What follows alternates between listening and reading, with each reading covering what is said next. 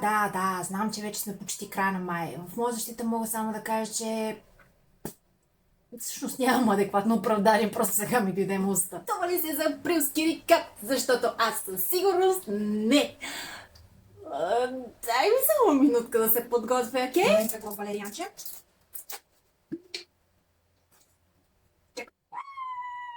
Истерично крещене във възглавица. Някой има ли някаква представа кога започва да действа метаглуп, Валерия? Ти не си пълен идиот. Не си. Няма да храниш като долен кралцар и няма да рейчваш. Да. Доза медитация и информация. Чик! Сега вече съм готова. Надявам се. Дай да действаме преди да съм подпалила нещо, а? Какво ще кажеш? Ако Април беше човек, щеше да е надута и помпозна фръцва, която се мисли за турбоинтелектуалка, а всъщност е грозно кафяво петно върху нечия бельо. Ако беше място, щеше да е селски кенеф с ламаринен покрив в края на своя жизнен цикъл, епично напечен от жарското и руско слънце. Ако беше песен, щеше да е някоя туручалгия, но напомпана, бездарна, празноглава, копи песната поп-фолк еднодневка. С две думи, тотал щета. Ето какъв ще е планът. Първо започваме с най-лошото, после продължаваме с най-доброто и накрая затапвам с епичен мишмаш от почти, ама не съвсем, ста и ти баваш ли се с мене? Първа спирка – незавършени. Преди години за цяла година съм имала максимум 4-5 недовършени книги. Тази година само в април бяха 3, като едната от тях беше новела. Jesus fucking Christ, къде стигнах да не мога да довърша новели, човек. В случая обаче беше напълно оправдано. Главната героиня беше на 18 и си мъкнеше плюшенето меченце навсякъде с нея, за да я пази. Като към това прибавим и факта, че явно Ева Марк никога в живота си не е правила секс, че да опише акта без да ти се додрайва от кринч, не е била свидетел на нормален диалог или, ако щеш, на дърво, накрая просто ми идеше да си купя копия, за да го подпаля ритуално. Next. Другата епична повърня, която зарязах на 20%, беше път ми секретли на прехвалената от Ед Стоун. След този бълвоч, едва ли някога отново ще припаря до нещо написано от това чудо на природата. Главна героиня, която е обсебена от липсата си на оргазми, няма и грам мозък в главата си, няма лично мнение, характер и като цяло самоличност. Елементарна, лепкава, обсебваща, егоцентрична, лигава, неадекватна, мрънкаща, инфантилна и създаваща драми от нищо, понеже нещо не се е развило както да не й харесва. Главен герой без присъствие, който не може да комуникира нормално, ако ще живота му да зависеше от това. Супер токсичен баща на главната героиня, който постоянно подкопава самочувствието й. Държи се с нея като с мозъчен инвалид и микроменажира дори какво и кога да каже, как да се облече и да се държи. Да не говорим за всичките му предубедености, непотизма и шовинизма. И за пак токсична атмосфера, която просто ми се драйваше. Женска злоба и подмолност на всяка крачка и смърдлива ефтина драма в промишлени количества. И това само за аператив. Не ми се мисли какви още гносоти е способна да роди. Не, тотален хикс от мене. Никога не съм се кефила на подобен нискобюджетен театър, алабозово реалити и намирам за някаква вселенска мистерия как подобен тип книги могат да са толкова популярни. Next! И последната незавършена за април е една книга, в която BookTok се кълнеше до преди няколко месеца.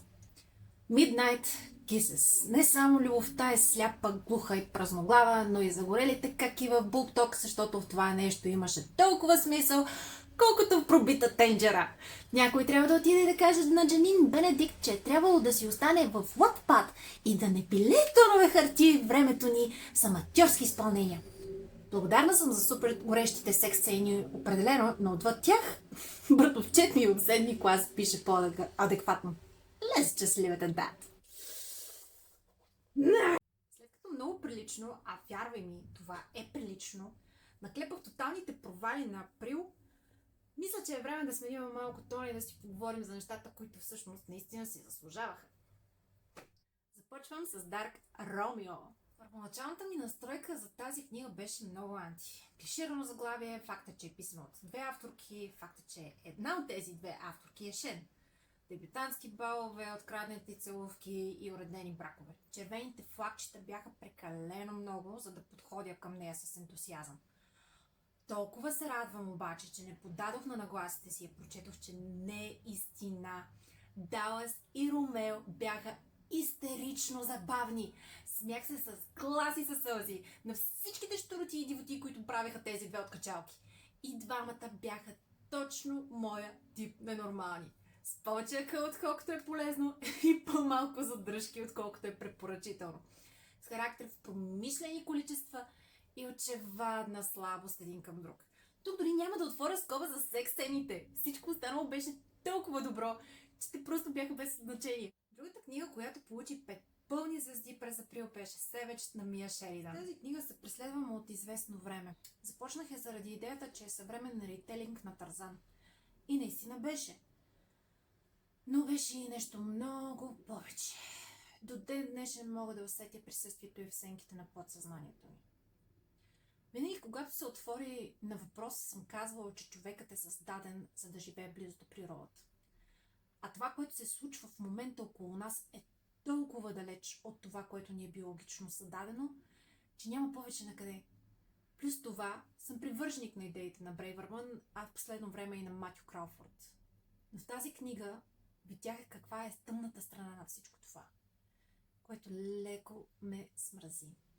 Страхотна история, макар и тъжна и леко зловеща, проникновенна.